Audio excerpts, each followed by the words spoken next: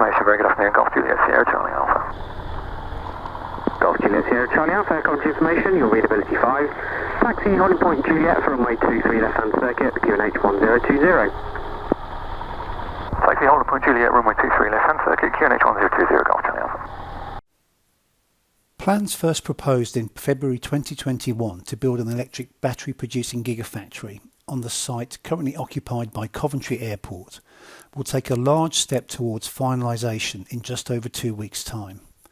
Behind the plans are the joint venture partnership comprising of Coventry City Council and the Rigby Group, the current operators of the airfield. However, despite extensive talk of the job opportunities and benefits this speculative planning proposal would supposedly bring, many feel the airfield's importance has been underrepresented. In light of the substantial support for the airfield, we asked some of the tenants and users to clarify their perspective on what many feel is a fundamentally flawed proposal. The main development concern, as far as I'm concerned, is the fact that it's in breach of planning law in England. The NPPF, the National Policy for Planning Framework, states that development in the Greenbelt is inappropriate. Coventry Airport, a lot of people don't realise, is still within the Greenbelt. Now, in order to build in the Greenbelt, you need exceptional circumstances, and the applicants are trying to claim exceptional circumstances by virtue of how many jobs they say this development will create. What we say is that those job figures are A, spurious, and B, you know that they've got no outside investment. No one from the automotive industry has actually given their support to this. Nobody's put any public share of support behind it, so we question those figures. In June 2021, an article in the Financial Times described the airport as disused. An incorrect perspective it may benefit some to perpetuate. Despite local councillors turning up to film an intentionally empty airfield, this is simply not the case.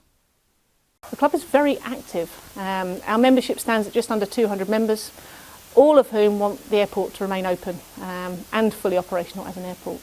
With the threat of losing the whole airfield, we're currently just about to employ another further 2 employees to cope with the demand that we have, which is running completely counter to the story that's being put out by the developers that the airfield here is not viable. It's mainly the maintenance organisation and the highly skilled workers that are based here. Without them, we wouldn't be able to operate this very historic aircraft. They're absolutely essential for not just this aircraft, but many other first generation jets that are operated both here in the UK and around the rest of the world. An anonymous source close to the airport revealed about 82% of the airport's traffic has been training flights, which underlines its importance in the training role. It has the only AFIS unit that has both commercial and private training, evidencing ability and capability. October recorded 2,414 training flight movements, which was second only to Oxford for that month. All year long, Coventry has been the second or third busiest airport for training flights in the UK.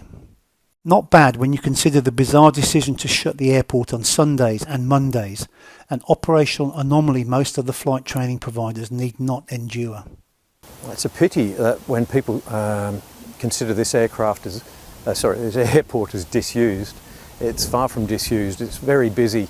We would like to use it a lot more. Unfortunately, the current management prevents that. We're not allowed to use it on a Sunday or a Monday. Crazy. If it was the M1 or the main train line from Manchester to London and it was closed on a Sunday or a Monday, it just wouldn't happen, would it? Even COVID-19, disastrous to many businesses, offered opportunity to the airfield. We were approached and had agreed parking for approximately 20 EasyJet A320s during the pandemic.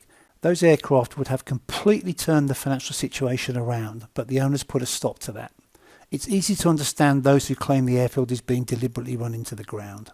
Since the developers took over the running of the airfield, the facilities here have been removed or run down. When we first moved here, there was a superb air traffic control service that had radar and a controller that would guide the aircraft in bad weather. It could pick up the instrument landing system, which would then guide it down to land in all weathers. Well, that's been removed, And so the airfield now is only operational on a good weather flying day. It's all conspiring to run the place down, not develop it. Gloucester and Oxford have been expanding and developing in exactly the same period that our airfield is being run down by the developers that are tasked with running the airfield. And really, letting these developers run an airfield is putting a wolf in charge of the sheep pen, really. Many individuals and organisations, both in the aviation sector and elsewhere, have formally opposed the plans, including the Civil Aviation Authority and the all-party parliamentary group on general aviation. The applicants have submitted some reports to Warwick District Council which highlight other sites that they have discounted. But what we say is that those sites are actually available for use. Some sites down, for example, at Hinckley have been discounted because they're too expensive. Other airfields have been discounted for development on the basis they're active. You know, exactly the same principle as Coventry is. The whole logic behind it is flawed.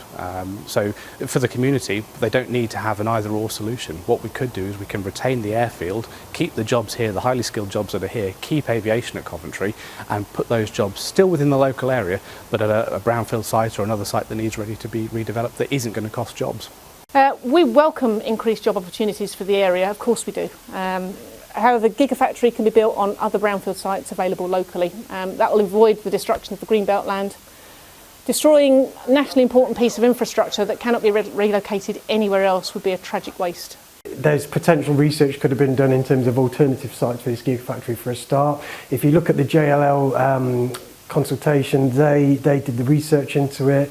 There are sites such as Honley which are identified under the WDC plan as ripe for investment. They haven't been looked at. If the Gigafactory was built at a more appropriate location on a brownfield site, then we could then expand as Oxford and Gloucester's expanded.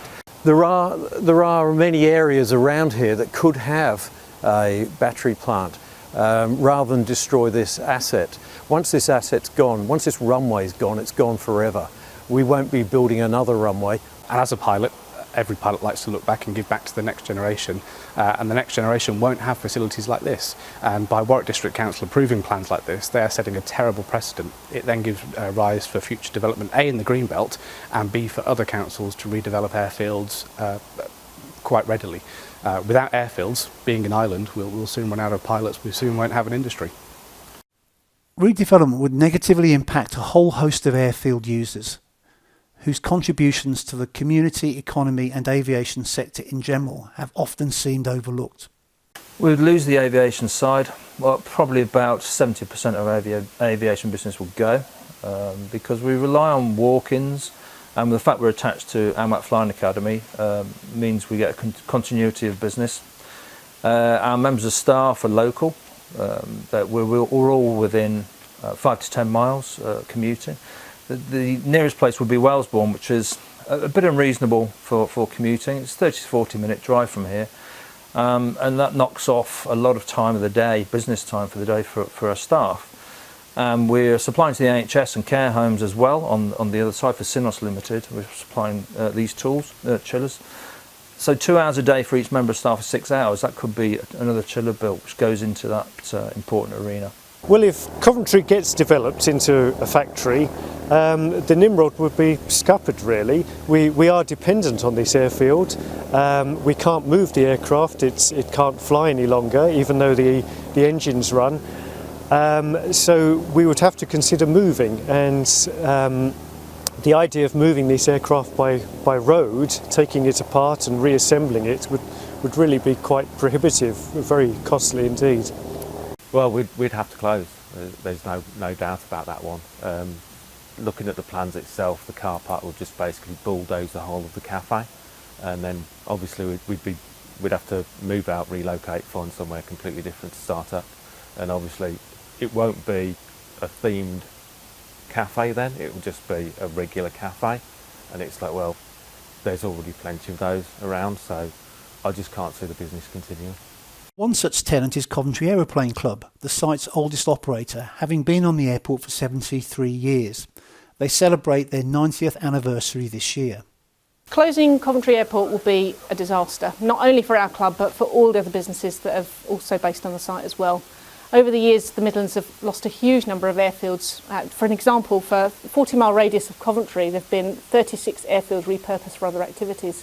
Within that same area, there's only 4 currently operational airfields that match or exceed the quality of Coventry Airport for facilities. When you consider that all of those airfields in the UK are under threat from developers, it's not difficult to see that alternative options are non-existent. As it currently stands, we've got nowhere else to go. Our future as a club is very much under threat. Ironically, Sir Peter Rigby himself, Chairman and Chief Executive of the Rigby Group, learned to fly at this very airfield. Worst case scenario, closure. Okay, we have looked at, I think it's 15 different options now, whether that be other flying schools to partner with, other locations which haven't had suitable facilities. We've even looked at purchasing other flying schools. At the minute, I'm down to about 3 options. None of those are dead cert. So there's potential that there's 5 full-time people going to lose their jobs, 10 part-time people aren't going to have work with us anymore.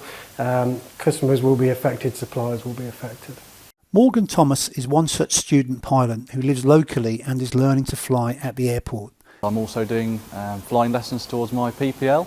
To the factory being built on top of the runway, but the whole reason I am flying with the Coventry Airplane Club, they won't have a runway to operate their aircraft off, so in turn I won't be able to do my flying lessons. From little to large, many ventures are keen to dispel the myth that Coventry is not a viable airport. I think the airport as an airport has a very bright future ahead of it in the right hands. It's the best airport in the region. It can attract new businesses to base themselves on site easily.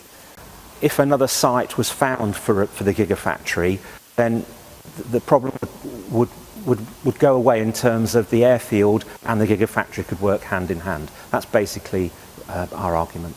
Others call into question the viability of the site itself for a Gigafactory. British Volt apparently already rejected the site, citing insufficient power, a sentiment shared by Tesla. They've had Tesla up here who walked in and walked straight out. Tesla said, yes, it's no good because of the substation is 8 miles away. It costs hundreds of millions to actually get that power into this site. Don't just leave it as an airfield, but develop the airfield. Andy Bell, CEO of Regional City Airports, who own and manage the Coventry Airport, said they have been working hard to deliver the best possible outcome for the region. We can only hope that this best possible outcome takes into consideration the unique opportunities this airfield and its associated assets can provide. Coventry would be ideal for developing electric planes. That would be the way forward. So why not work together with the airport or with the Gigafactory idea, a smaller concept, and work on that side, on the aviation side. I don't know how important Coventry is to CAA. It's central, it's critical to the aviation network. Reinstating the instrument approaches would attract visitors from the commercial training industry and also business jet operations, which the airport lends itself to very well. We hope that the airfield will stay open because we depend on that, and it's got a reasonable ground for us to stand on. The possibility in the future perhaps of taxiing, there's the tarmac here and also the runway.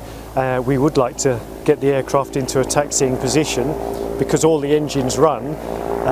So really Coventry is essential for us. Finally, really, I'd just like to appeal to the planning committees on the Coventry and Warwick side just to consider everyone's objections thoroughly. Please do read everyone's objections thoroughly. There are some really key points in there raised by the Civil Aviation Authority and the all-party parliamentary group on aviation. You know, this is a strategic site here at Coventry. Like we said before, it is one of less than 10 airfields with capabilities such as this, so it would be such a shame to remove it from the GA function. We would urge everybody to submit a formal objection to the planning application.